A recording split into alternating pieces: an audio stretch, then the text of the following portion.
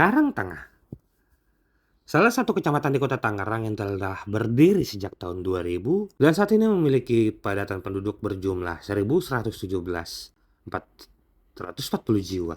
Jumlah penduduk tersebut terbagi cukup merata antara laki-laki dan perempuan dengan rincian 58.671 orang laki-laki dan juga 58.769 orang berjenis kelamin perempuan. Adapun untuk jumlah penduduknya tersebut terbagi dalam 7 kelurahan, yakni Kelurahan Karangtengah, Karangtimur, Karangmulia, Pondok Bahar, Pondok Pucung, Parung Jaya, serta Pedurenan. Kendati demikian, belum banyak masyarakat mengetahui di mana asal-usul nama Karangtengah dibuat. Berawal sejak tahun 1526 Masehi, nama Karangtengah rupanya memiliki sejarah yang cukup panjang dan tidak lepas dari zaman penjajahan Belanda. Adapun Karangtengah sendiri ditemukan oleh pasukan Prabu Wangsakara yang merupakan perwakilan dari kerajaan Sumedang Barat yang diminta bantuannya oleh kerajaan Kesultanan Banten. Prabu Wangsakara saat itu tengah menyisir hutan dan berhenti di suatu titik lantaran dipukul mundur saat menghadapi Belanda dan berhenti di wilayah Ciledug mencari tempat beristirahat usai dipukul mundur Belanda. Prabu Wangsakara kemudian di tengah hutan menemukan suatu keunikan, yaitu batu karang yang ada di tengah hutan dan ukurannya besar serta berwarna hitam. Batu karang tersebut digunakan sebagai dasar bahan bangunan bagi para raja yang digunakan dalam jumlah cukup banyak.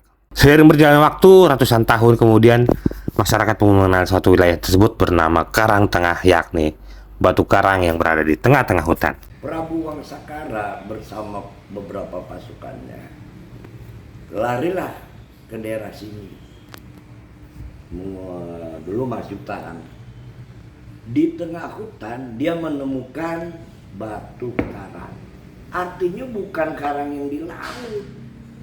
Batu karang itu batu ya yang adanya di sawah, kalau digali timbul lagi, kalau dibuat umpak rumah dulu kan zaman dulu digali batunya hitam timbul. Nah, beliau menyebutnya itu batu karang di tengah-tengah hutan. Makanya disebut dia menemukan batu karang di tengah hutan, makanya disebut Karangtengah. Nah, dari situ ya Prabu Wangsakara juga pindah lagi membabat hutan untuk laskar-laskarnya yang mengkoret hutan. Makanya di situ ada desa disebutnya Parung Koret, sebutnya Parang Koret, koret hutan, sekarang menjadi Parung Jaya.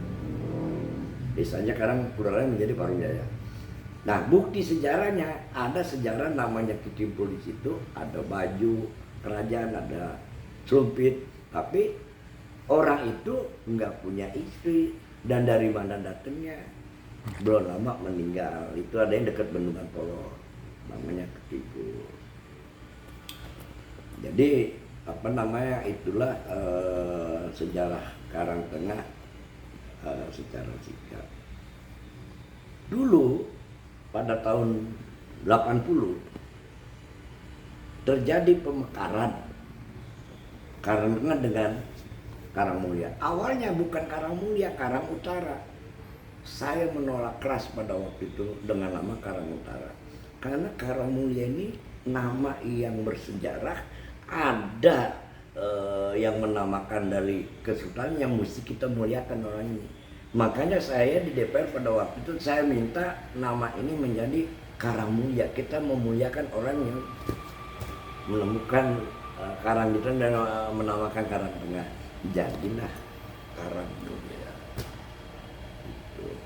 Jadi kalau Tangerang itu dulu kan Tangerang Tetenger ya atau Tugu. Nah, tahun 43 bersama Jepang itu diresmikan menjadi Tangerang Benteng. Jadi bentengnya itu ada Tangerang itu Tugu untuk batas. Nah, karena dulu itu kan batasnya sampai Cipulir.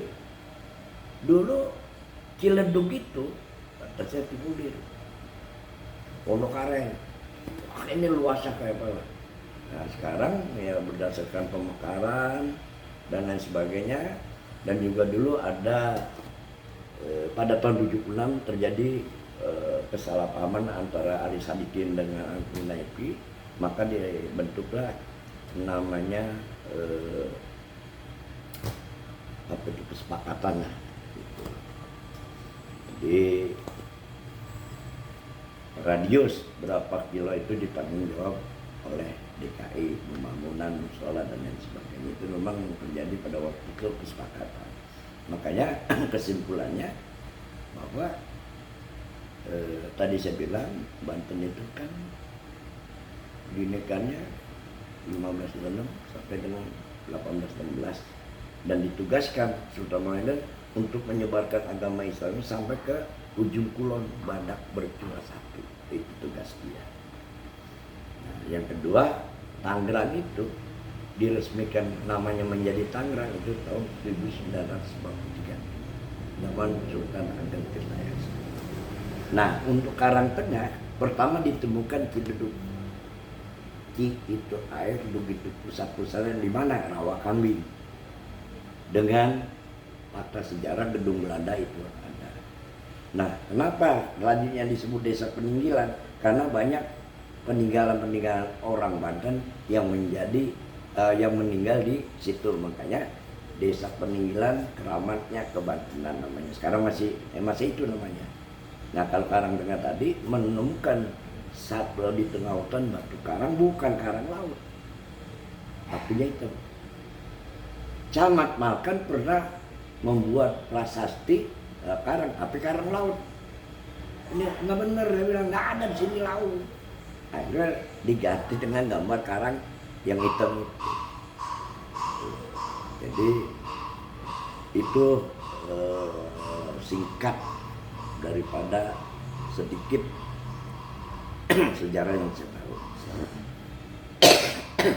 Berarti justru bukan karena komoditi masyarakat di era modern ya, tapi justru dari zaman kerajaan udah dinamakan Karangtengah sendiri berarti Pak Haji ya?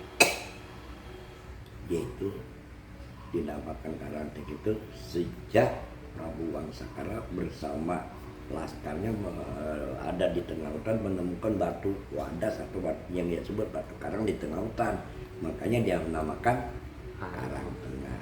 Download Tribun X sekarang, menghadirkan lokal menjadi Indonesia.